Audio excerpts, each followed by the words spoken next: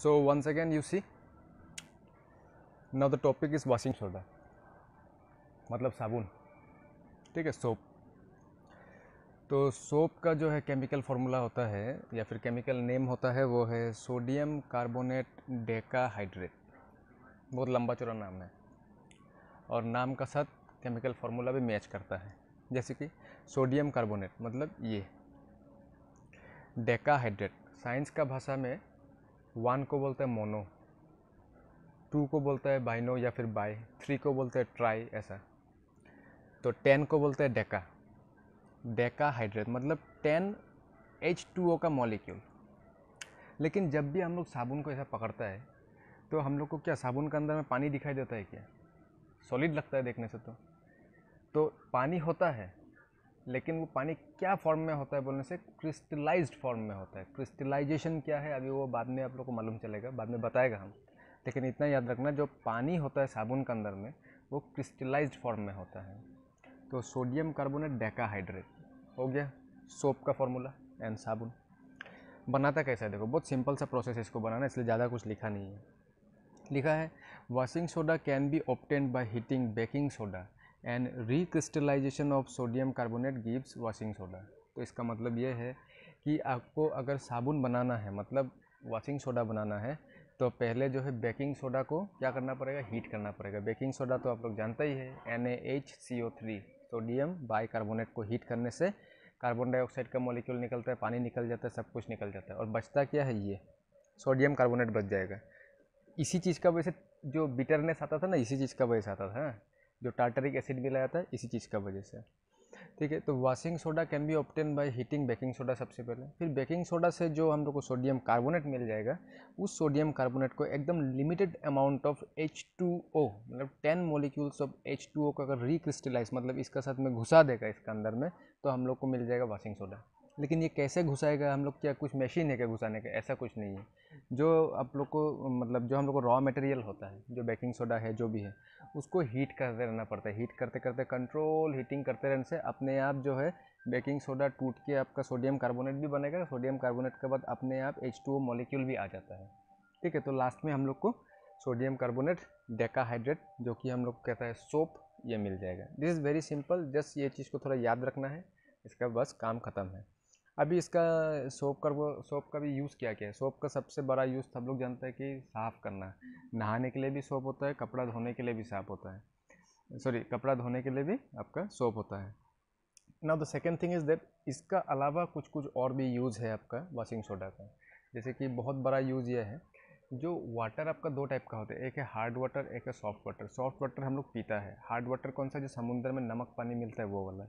तो hard water को पीने नहीं सकेगा, और हार्ड वाटर में क्या है, बहुत कुछ काम नहीं कर सकते, जैसे कि कपड़ा धोने से उसमें झाग नहीं निकलेगा वगैरह वगैरह। तो अगर हम लोग वॉशिंग सोडा को हार्ड वाटर में मिला देगा, वो जो हार्ड वाटर को सॉफ्ट वाटर में कन्वर्ट कर सकता है। It is a capability. वो कैसे होता है बोलने से अभी बहुत बड़ा रामायण हो जाएगा, इधर बहुत बड़ा उसका एक केमिकल रिएक्शन है। मतलब जो आपका वाटर में जो सॉल्ट मॉलिक्यूल्स है, वो सॉल्ट मॉलिक्यूल के साथ सोडियम कार्बोनेट रिएक्ट करके उसको बाइंड करके नीचे सेटल कर देता है और ऊपर में हम लोग को साफ़ पानी मिल जाता है। ये एक हो गया। पेपर इंडस्ट्रीज़ वगैरह और ये सब में भी बहुत ज़्यादा आपका वॉशिंग सोडा का यूज़ होता है। तो यूजेस जो है आपको इजीली उसको तो याद करना ही पड़ेगा, और जनरली वॉशिंग सोडा का यूज़ तो हर कोई जानता ही है, तो इसमें कोई ऐसा बहुत बड़ा बात नहीं है। लेकिन देखो एक इंपॉर्टेंट बात है इसमें, साबुन हम लोग जब भी नया नया खरीद के लाता है तो बहुत सुंदर लगता है उसको देखने में, एक दो बार यूज़ भी किया तो कोई प्रॉब्लम नहीं। लेकिन बहुत देर तक अगर साबुन को हम लोग सॉफ्ट केस में रख के ऐसे ही खुला छोड़ देगा, पकड़ लो ऐसा खुला रख के 10-15 दिन यूज़ किया ही नहीं, तो या फिर ज़्यादा ही यूज़ नहीं किया, तो क्या होगा आप लोग देखना, साबुन जो कभी कभी उसका कलर भी थोड़ा फेड हो जाता है और फटा फटा जैसा दिखाई देता है, फट जाता है किनार किनार से। वो क्यों होता है? तो फिर हम लोग बोलते हैं साबुन तो सूख गया। हाँ एक्चुअल में सूख गया, लेकिन कैसे सूखता है वो चीज़ जानना ज़रूरी है, ठीक है। उसको देखो, वो प्रोसेस जो है जिसमें साबुन जो सूख जाता है, उस प्रोसेस को बोलते हैं इफरवेसेंस। कैसा है देखो, Na2CO3 10H2O। अगर इसको बहुत देर तक खुला हवा में हम लोग छोड़ देगा तो इसका अंदर से जो है वाटर मॉलिक्यूल्स इवापोरेट हो जाता है, लेकिन सब नहीं होगा। इसमें 10H2O मॉलिक्यूल दिखाई दे रहा है, तो इसमें से जो क्या होगा आपका 9 मॉलिक्यूल हवा में इवापोरेट हो जाएगा, बचेगा सिंगल एक।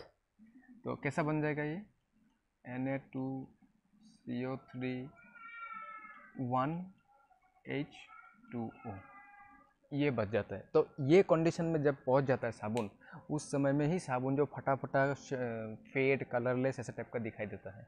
और अभी इसका नाम हो जाएगा सोडियम कार्बोनेट मोनोहाइड्रेट, मतलब सिंगल एक हाइड्रोजन वाटर मॉलिक्यूल है, that is why sodium carbonate monohydrate. हो गया सिंपल। अभी देखो ये जो 9 मॉलिक्यूल्स ऑफ वाटर जो इवापोरेट हो गया सोडियम कार्बोनेट का अंदर से, मतलब वॉशिंग सोडा का अंदर से, इस प्रोसेस को क्या बोलते हैं? इस प्रोसेस को बोलता है इफरवेसेंस।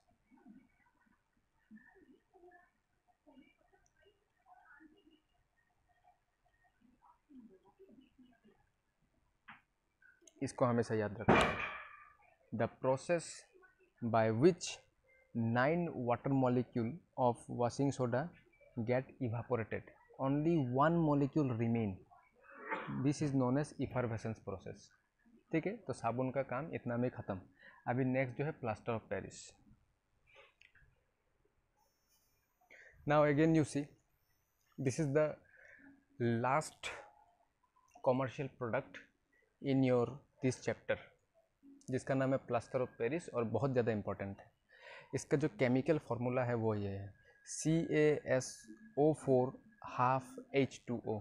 केमिकल नेम क्या है? Calcium sulphate hemihydrate. हाफ को हम लोग हेमी कह सकते हैं। ठीक है, इसको बनाता कैसा है? देखो प्रिपरेशन शॉर्टकट में लिखा है, हाँ, ज़्यादा कुछ इधर में लिखने का ज़रूरत भी नहीं है, सुन लो सिर्फ। जिप्सम नाम का एक रॉ मटेरियल मिलता है। जिप्सम का फॉर्मूला ये है CaSO4 2H2O, calcium sulphate dihydrate. अगर जिप्सम को हम लोग बहुत ही कंट्रोल वे में 373 केल्विन में अगर हीट करेंगे, अभी बहुत लोग सोच रहा होगा कि 373 केल्विन कितना डिग्री सेल्सियस होगा, तो आप क्या करना है, इससे 273 माइनस कर दो, तो जितना बचेगा वो मतलब 100 डिग्री हो गया। ठीक है, तो 373 केल्विन में अगर इसको हीट करेगा तो हम लोग को मिलेगा कैल्शियम सल्फेट हेमीहाइड्रेट, और जो 1.5 वाटर मॉलिक्यूल रिमूव हो जाएगा। तो अभी आप सोच रहे हो कि ये कैसे पॉसिबल है, मतलब वाटर मॉलिक्यूल भी हाफ चला गया, लेकिन ये पॉसिबल है, केमिकली पॉसिबल है, ऐसा हम लोग बोले नहीं सकेगा। सो जो भी हो ऐसा ही होता है। जब कैल्शियम सल्फेट डाइहाइड्रेट को हम लोग 373 केल्विन का टेम्परेचर में हीट करेगा, तो हम लोग को मिलेगा कैल्शियम सल्फेट हेमीहाइड्रेट, मतलब वाटर मॉलिक्यूल का ओनली आधा है इधर, और एक आधा जो है वाटर मॉलिक्यूल इवापोरेट हो जाता है।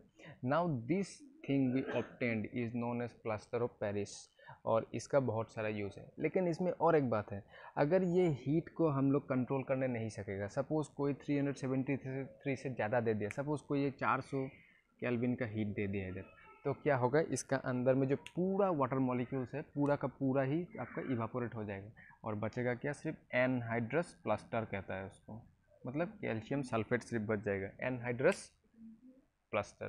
ठीक है, तो देखो इसका बहुत सारा यूज़ है, यूज़ है। और प्लास्टर ऑफ पेरिस नाम से भी इसका एक कहानी है, मतलब पेरिस में जो है बहुत पहले इसी चीज़ को यूज़ करके बहुत बड़ा बड़ा स्टैचू बनाता था, इसलिए तब से इसका नाम प्लास्टर ऑफ पेरिस रखा है, ऐसा बहुत लोग मानता है। लेकिन एक्चुअल क्या है हमको भी पता नहीं है, प्लास्टर ऑफ पेरिस क्यों बोलता है। जो भी हो छोड़ो, प्लास्टर ऑफ पेरिस जान तो गया, ये वाइट कलर का होता है। अब इसका यूज़ कहाँ होता है? इसका सबसे ज़्यादा जो यूज़ होता है मेडिकल में। मेडिकल में किसी का हाथ पैर जो टूट जाता है तो फ्रैक्चर जो हो जाता है, तो आप लोग देखता होगा कुछ ऐसा मोटा सा सब कुछ लगा देता है, एकदम कोई चूना का जैसा हाथ में पाँव में, बहुत बहुत दिन तक उसको रखना पड़ता है, बाद में डॉक्टर उसको काटता है। वो क्या चीज़ होता है, वो यही है, पैकेट में पाउडर फॉर्म में आपका कैल्शियम सल्फेट हेमीहाइड्रेट मतलब प्लास्टर ऑफ पेरिस आता है। डॉक्टर क्या करता है, पहले हड्डी को ठीक जगह में सेट करने के बाद पानी में इस चीज़ को मिला के सुंदर से, जैसे कि सीमेंट से कोई घर को बनाते ना, वैसे आपको पाँव का चारों तरफ में उसको कपड़ा में लपेट के लगाते रहेगा, लगा के जब वो सूख जाएगा पत्थर का ऐसा टाइट हो जाएगा। इसका फंक्शन ये है कि हड्डी को फिर से इधर उधर हिलने नहीं देगा, तो उससे आपका क्या होता है, हड्डी का जो एडजस्टमेंट तो ठीक हो जाता है, आपका हड्डी ठीक काम करना मतलब पहले जैसा हो जाता है। तो ये हो गया मेडिकल यूज़ के लिए एक। दूसरा हो गया आपका प्लास्टर ऑफ पेरिस का जो सबसे इम्पोर्टेंट यूज़, वो हो गया स्टेचूज़ बनाने में। बहुत तरह का मूर्ति, आपका बड़ा बड़ा स्टेचू वगैरह, आर्ट एंड क्राफ्ट का जो है घर में जो सजाता है, सब कुछ जो है मैक्सिमम आपका प्लास्टर ऑफ पेरिस से बनाता है। और इसमें स्कल्पचर मतलब जैसे कि ये एक प्लास्टर ऑफ पेरिस का टुकड़ा है, इसमें धीरे धीरे से हम कुछ चाकू से काट काट के कुछ एक शेप बना सकेगा सुंदर से, इसको स्कल्पचर कहता है। तो ऐसा वाला मूर्ति वगैरह बहुत बना सकता है। That is why this thing is use in commercial purpose for the preparation of different decorative items and in medical. So along with this chapter is finished. ठीक है, फिनिश तो हो गया, लेकिन इसका क्वेश्चन आंसर्स, इससे बहुत रिलेटेड कुछ कुछ एक्टिविटीज़ जो है वो आप लोगों को सब मिल जाएगा। ठीक है, उसके लिए चिंता नहीं करना है। तो एकदम लास्ट में थोड़ा सा एक दो चीज़ लिखा है, वो आप लोग को हम बताने के लिए कि देखो, production of H2 gas, dry HCl gas can not change the colour of blue litmus paper, downward displacement of water, ऐसा कुछ कुछ जो चीज़ है ये टेक्स्ट का थोड़ा बाहर है, मतलब ये एग्ज़ाम में आता है ये सारा कुछ, ये सब से रिलेटेड वाला कुछ क्वेश्चन। तो ये सब एक्टिविटी बेस्ड है, आप लोगों को बुक में बहुत सारा एक्टिविटी है, उस एक्टिविटी को करने से ही ये सब चीज़ को आप लोग देख सकते हैं। तो अभी तो ये हमें लेबोरेटरी का इक्विपमेंट्स लेके ये सब तो कर नहीं सकते हैं, बट जो इसका कैसे करना है, इसका डायग्राम का साथ में ऐसा वाला जितना भी चीज़ है आप लोग को हम गूगल क्लासरूम में पूरा नोट्स का हिसाब में दे देगा, और आप लोग वो सबको बहुत इंपॉर्टेंटली देखना है, क्योंकि एग्ज़ाम में आता ही आता है वैसा वाला, एटलीस्ट 2-3-4 मार्क्स का तो आता ही है। तो देखो ये सब, ये भी बहुत इंपॉर्टेंट है, चैप्टर का चीज़ भी इंपॉर्टेंट है, बट चैप्टर के अंदर में जो एक्टिविटीज़ रहता है ना टेक्स्ट बुक में, वो बहुत इंपॉर्टेंट है। और एक इंपॉर्टेंट बात देखो, सीबीएसई का जो बुक है, सीबीएसई का बुक में कुछ भी अगर लिखा है ना, सब इंपॉर्टेंट होता है, इसलिए किताब जो है बहुत कॉन्साइज करके छोटा बनाता है, बट वो हमें एक एक पेज का वैल्यू है। हम लोग सोचते हैं कि येलो कलर में जो लिखा है उसको नहीं पढ़ेगा, ये लाल में लिखा है उसको नहीं पढ़ेगा, सब पढ़ना है। क्वेश्चन कहाँ से आएगा कुछ मालूम नहीं आपको, बोर्ड का है, इसलिए हम वही सब जगह के एरिया का बात कर रहे हैं सब। तो ये सब का बारे में भी आप लोग को मिल जाएगा। सो ठीक है, थैंक यू।